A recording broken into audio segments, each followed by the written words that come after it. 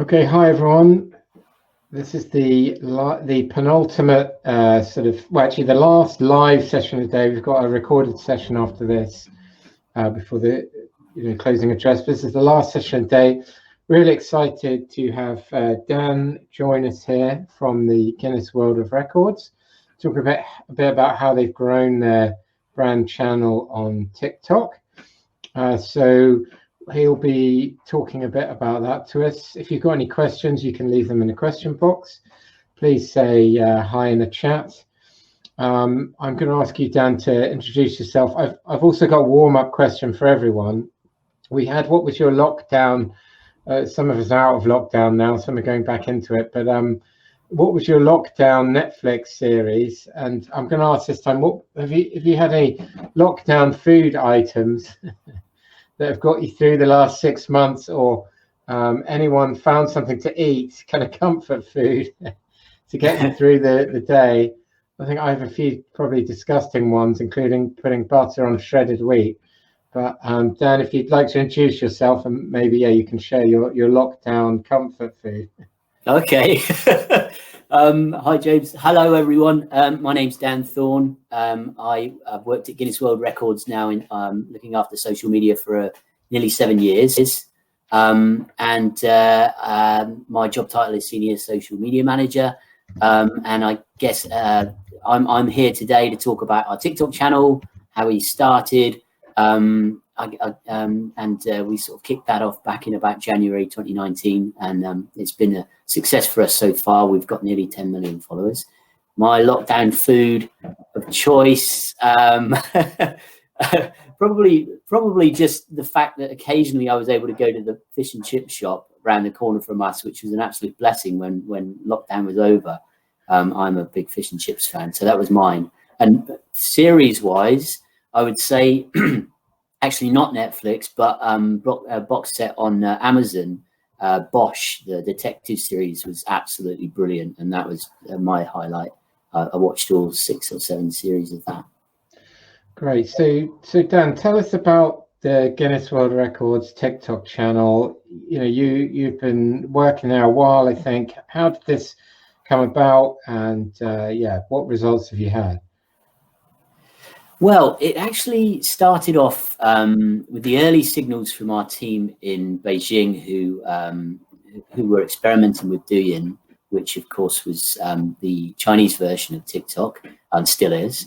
My colleague Echo would send me regular reports about how things were performing, and actually was getting some really good results from that, in that people were just loving our content. And I think it felt like a natural fit for us to be on TikTok and Douyin, because of the nature of our content. It's quite often quite surprising. People have unusual skills, and often, if you're flicking through TikTok, you'll see something that will really surprise you. It may amuse you, and it's definitely going to entertain you. And I think that's a good fit for us for what we do. And actually, everything that we put out there is entirely focused on our record holders and how amazing they are in their skills.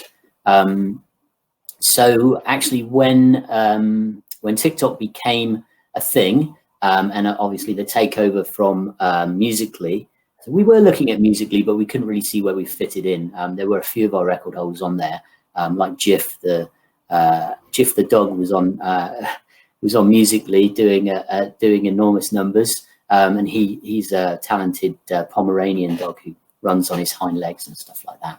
But we couldn't quite see where we fitted in on that front. But when TikTok became a thing, we looked into it. A group of us went along to a presentation from a couple of influencers who'd just started to see early signs of success on TikTok, where previously they'd tried on YouTube and hadn't really managed to gain an audience. And so it was really interesting to start experimenting with that. And I think we always try and remain relevant. It's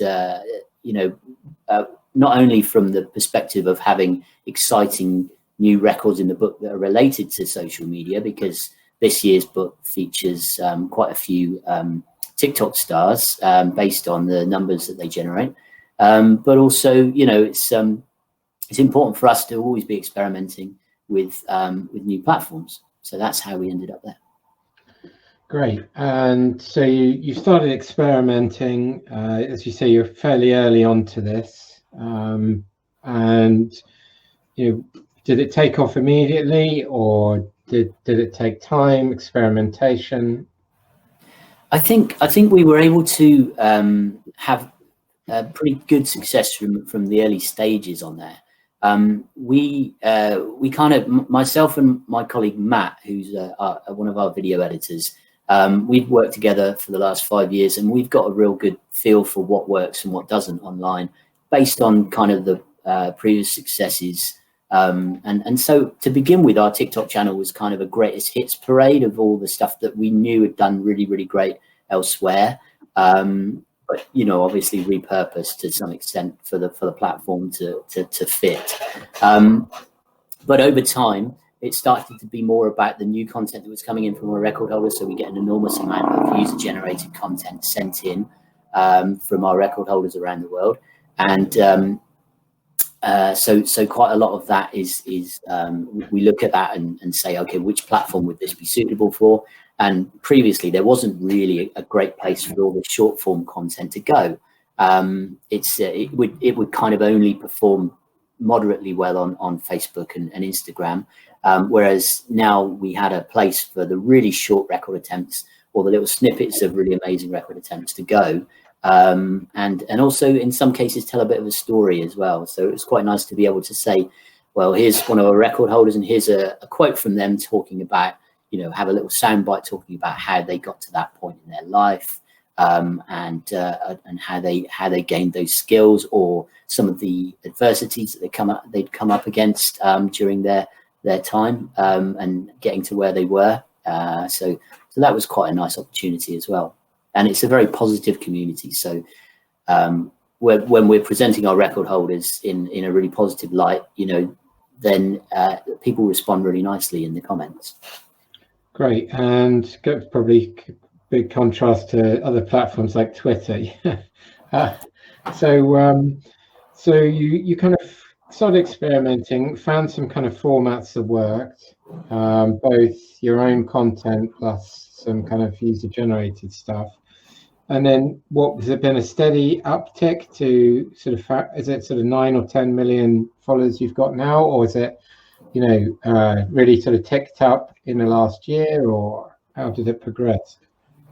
I think we saw a big expansion of growth to begin with, and then it's been a little bit more steady since then.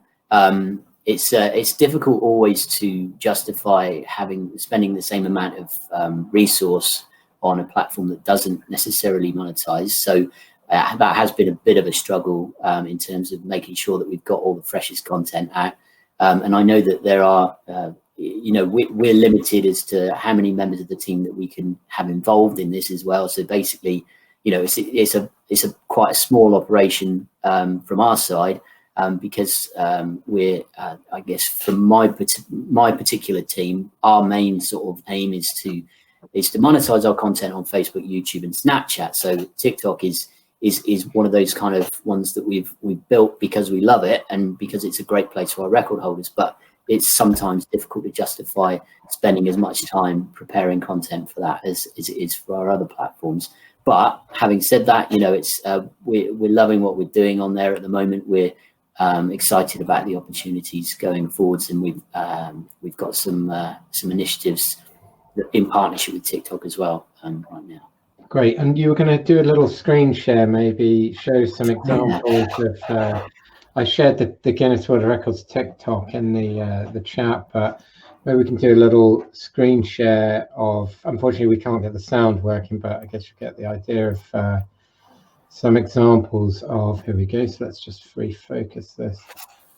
So do you want to talk us through the kind of few different examples of content that works?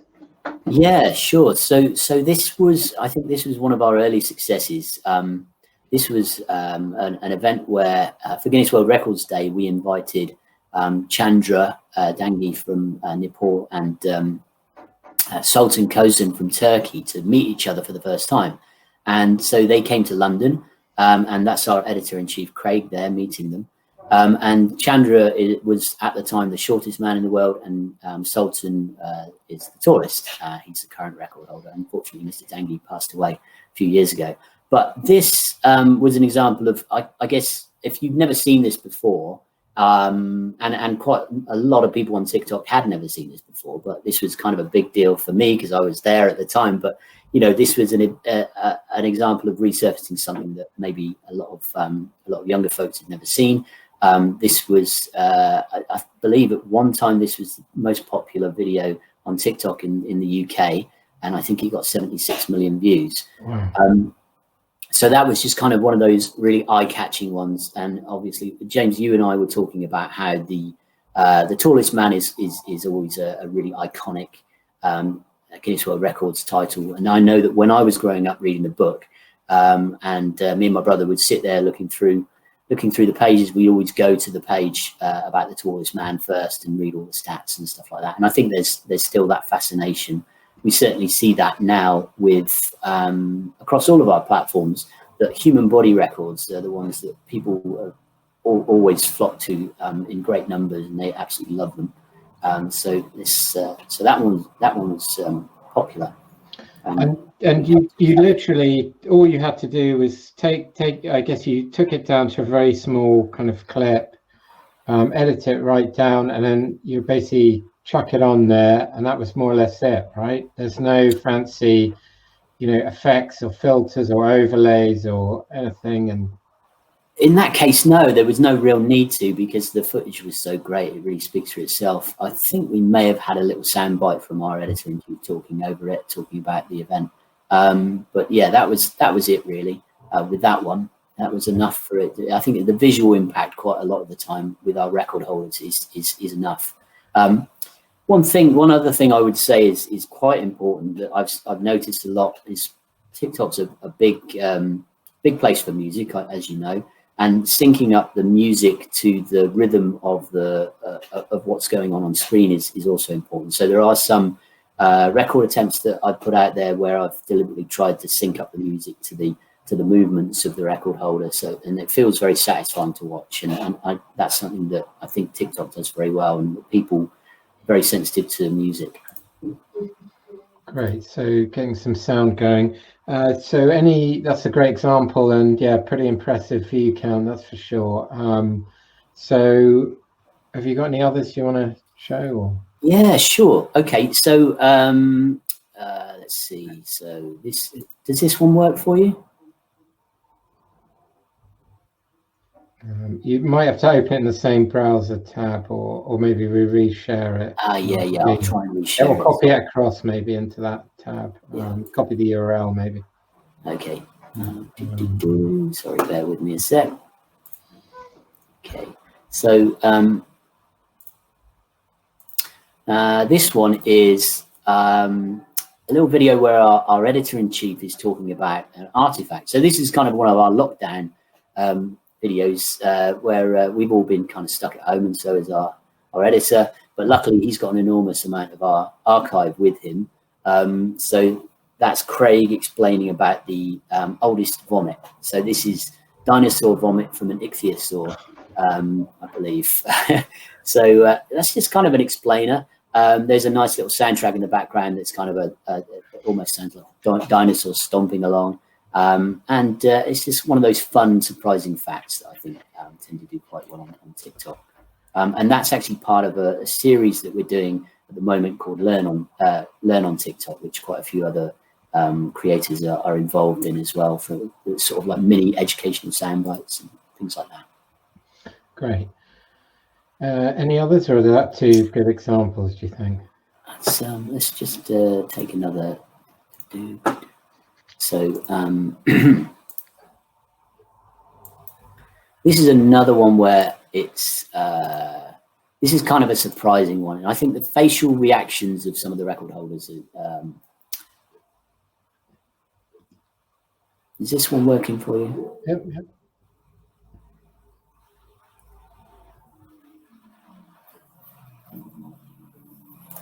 So this one is this one's from one of our TV shows in China, and I think that the slight unusualness of the record attempt is is what makes it popular, and also the reactions of the participants. So this chap's obviously very skilled with an excavator, and he's lifting caps off people's heads. And some of the reactions were, surprised, but also a little bit concerned about their well-being. So that was quite fun. 3.7 million likes and how many views?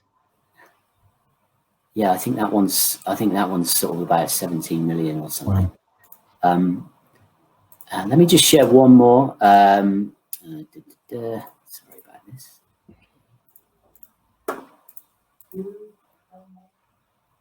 Okay.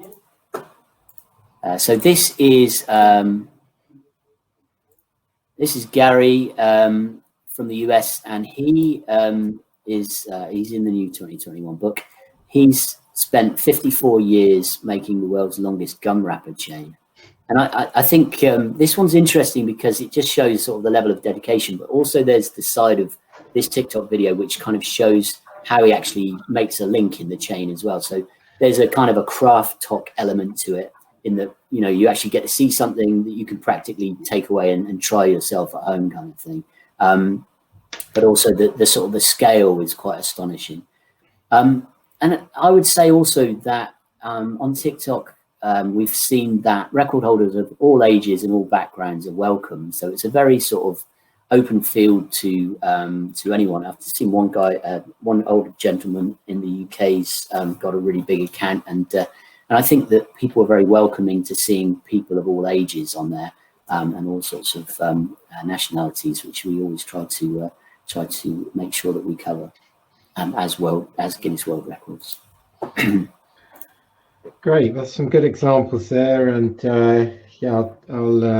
I think you obviously you've got this great library of content, and that helps a lot. So what advice would you give to other brands that are trying to enter this, thinking of going onto TikTok? Maybe they've got a content library. Where should they start? Should they just start chucking stuff up, or audits, or do an audit of what they have? Or I guess it's about trying to find the things that people connect to in the way that TikTok feels to me very much like a place where humans are watching other humans doing interesting and unusual things, and fun, creative things. So if there's something that you've got to say, like I think I was contacted the other day by a lady who works in insurance after I'd done a talk. She said, well, what is it that people want to know about insurance on TikTok? And I was like, well, I'm not really sure, but I think if you find your niche, if there's I know there's a hashtag for insurance. So, and then I was looking through that, and it was like, okay, well, there are people out there that really want to talk about, their experience with insurance, or top tips of how to do this, so I think there's every topic under the sun there now.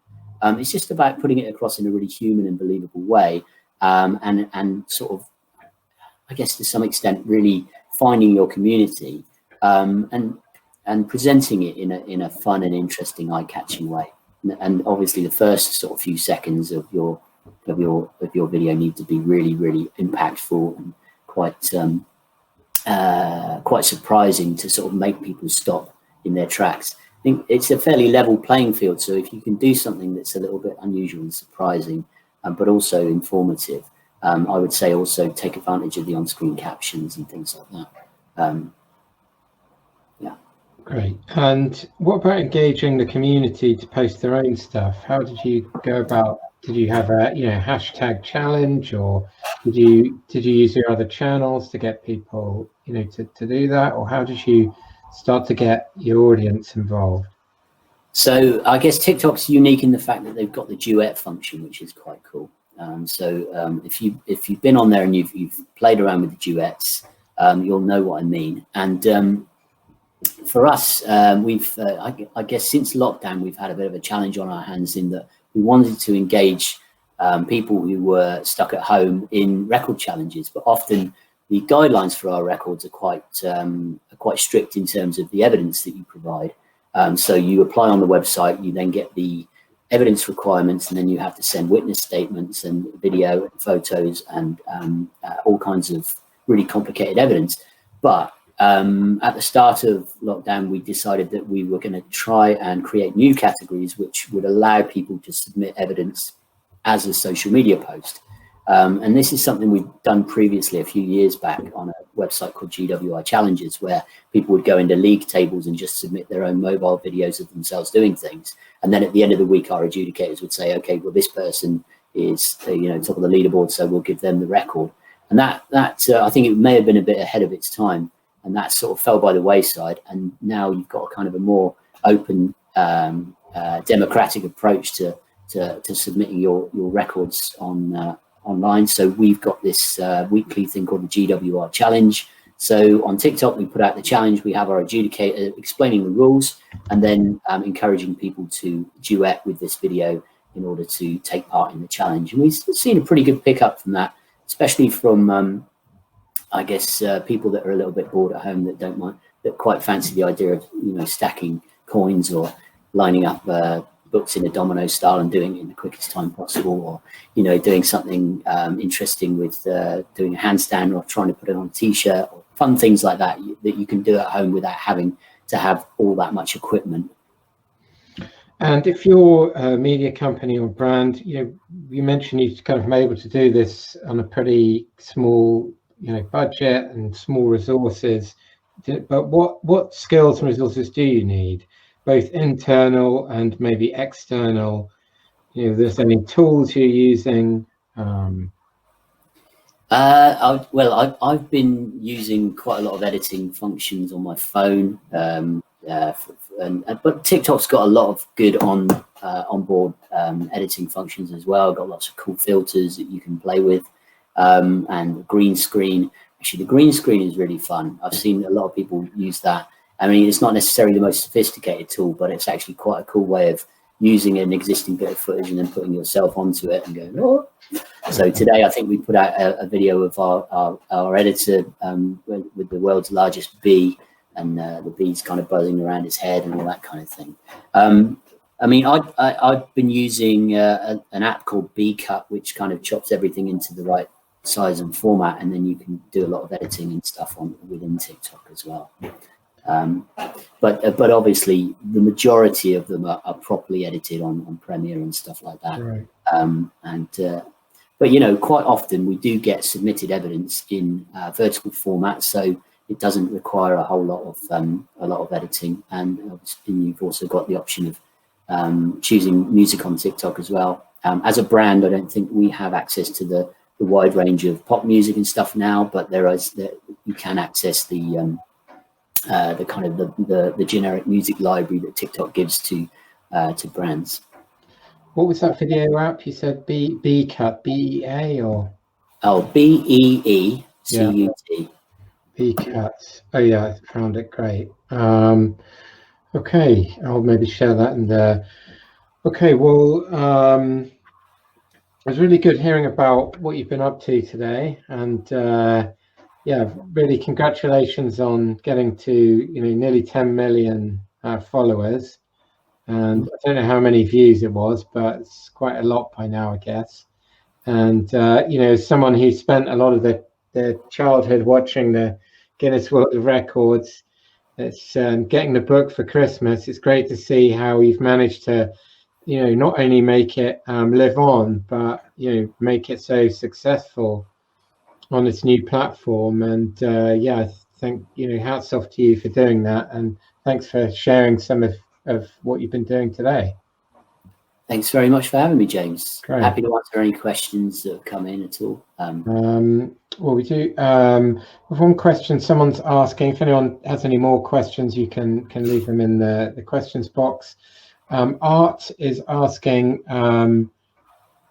any TikTok related records now being submitted? I guess most followers, or yeah, there are. There's a couple actually. Product placement here. There's a couple in this book here. Well, there's one that we can't announce yet, but although it is in the book, we're doing a proper announcement. Yeah, we've got the most followed. I believe BTS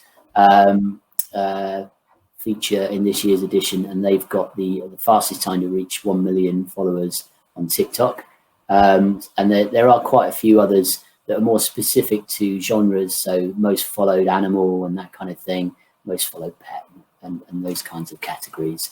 And we're always open to investigating any new potential records on there, and indeed record holders as well. So yes, I think last week one young guy in the US tagged us and said that he'd done the most half-court basketball shots in 1 minute, and so now we're in the process of looking at getting him to apply officially and getting that process. So if there are people out there with talents, we want to hear about it. And actually TikTok's a great place to find new talent and potentially new record categories as well.